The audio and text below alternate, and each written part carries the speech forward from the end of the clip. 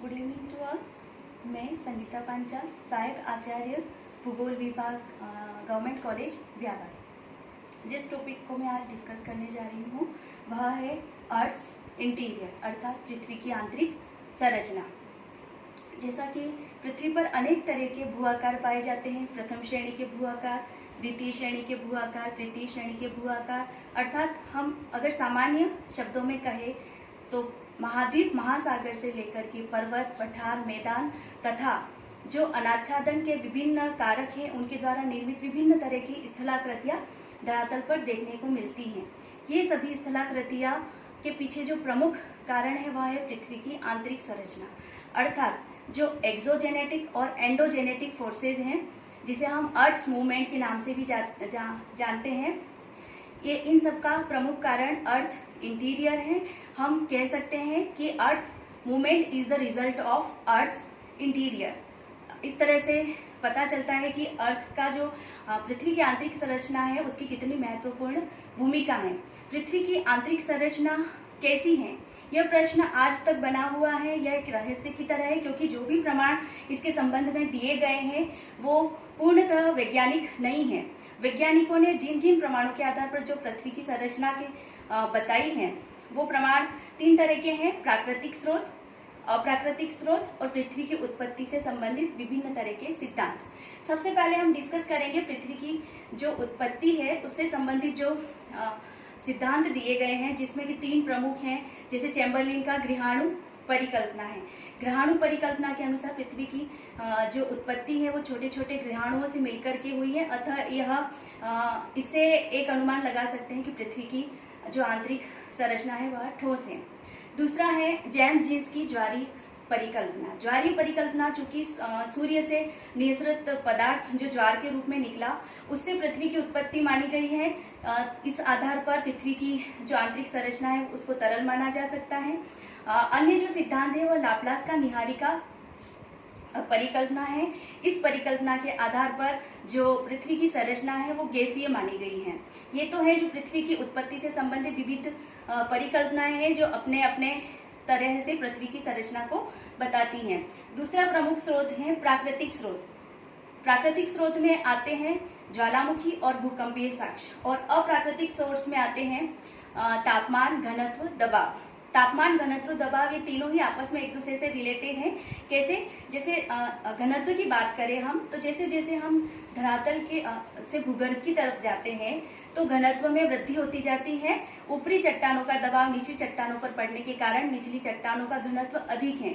सामान्यतः सर्वप्रथम जो पृथ्वी का घनत्व माना गया है, जो कैवेंडिश ने माना था, औसत इसका घनत्व वो है 5.5 ग्राम प्रति घन सेंटीमीटर।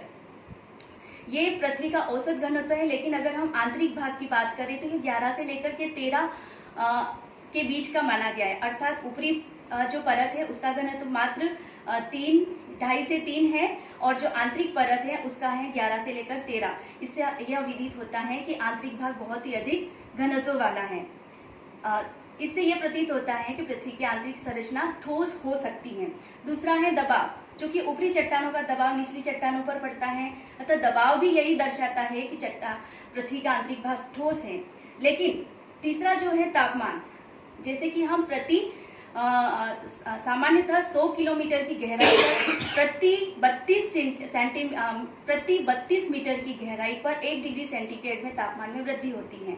लेकिन इसके बाद जैसे हम 100 किलोमीटर से और भीतर पृथ्वी की तरफ जाते हैं, भूगर्भ की तरफ, तो इसके तापमान में गिरावट आना चालू हो जाती है, जो कि 200 किलोमीटर की गहराई पर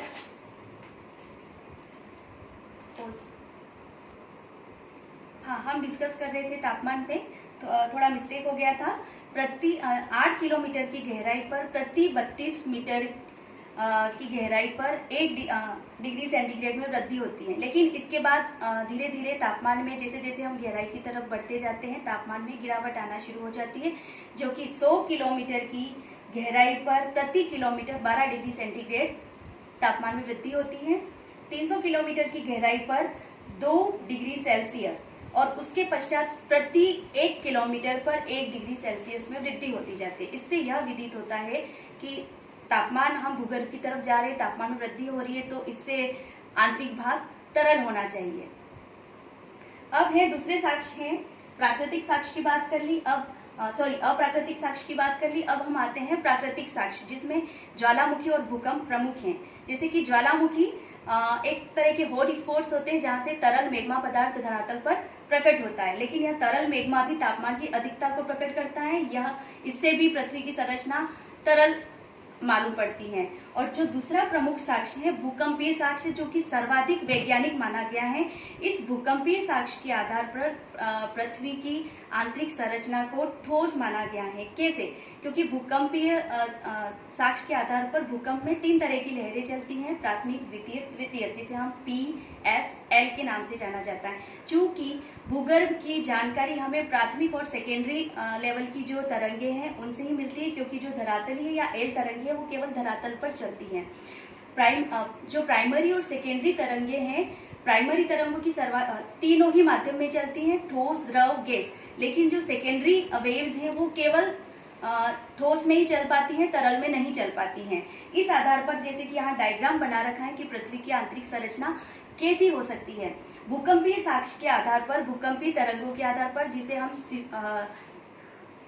जिनका लेखन सिस्मोग्राफ से किया जाता है और जो भूकंप विज्ञान है वो सिस्मोलॉजी के नाम से जाना जाता है। इस आधार पर पृथ्वी की आंतरिक संरचना को 3 भागों में बांटा गया है। पहला है क्रस्ट, दूसरा मेंटल और तीसरा है क्रोड या आंतरिक भाग। इन तीनों ही जो परतें हैं इनमें भूकंपीय तरंगे जो हैं वो किस तरह से गति कर रही है, इस आधार पर हम पृथ्वी की आंतरिक संरचना कैसी है इस पर हम चर्चा करेंगे। सबसे पहले आती है क्रस्ट। क्रस्ट जो है वो इसकी जो गहराई है वो सामान्यतः औसतन 30 किलोमीटर मानी गई है, लेकिन महासागर और महाद्वीप इन दोनों के नीचे इनकी गहराई अलग अलग है। महासागरों के नीचे केवल 5 किलोमीटर है, तो महाद्वीपों के नीचे है यह 25 से 30 किलोमीटर की मानी गई है। इसी के ऊपरी क्रस्ट और निचली क्रस्ट के बीच में ही एक घनत्व की असंबद्धता यानी घनत्व में अचानक परिवर्तन आ जाता है, तो उस सीमा को कोनार्ड नाम के एक वैज्ञानिक ने बताया था। इसलिए इस सीमा को, जो ऊपरी क्रस्ट और मध्य निचला क्रस्ट है, उन दोनों के बीच की सीमा को हम कोनराड सीमा के नाम से या कोनराड असंबद्धता के नाम से भी जानते हैं। क्रस्ट के बाद आता है अपना मेंटल। क्रस्ट के बिल्कुल नीचे यानी कि 30 किलोमीटर तक क्रस्ट था। 30 किलोमीटर के बाद 30 किलोमीटर से लेकर के 2900 किलोमीटर की गहराई तक मेंटल माना जाता है, मध्य मंडल माना जाता है। इस मध्य मंडल का जो ऊपरी भाग है, जो क्रस्ट के बिल्कुल नीचे वाले हिस्से से शुरू होता है, जो 200 किलोमीटर तक फैला हुआ है, इसे हम एस्थेनोस्फीयर के नाम से जानते हैं, अर्थात दुर्बलता मंडल। यह एक ऐसा मंडल है जहाँ का पदार्थ या चट्टाने हैं वो अर्ध तरल मानी गई है। अर्थात यहाँ पर आप देख रहे होंगे जो ये एस वेव्स हैं और ये हैं एल तरंगे। एस वेव्स है यहाँ पर आकर के थोड़ी सी इनकी गति कम हो जाती है, फिर वापस इनकी गति बढ़ जाती है।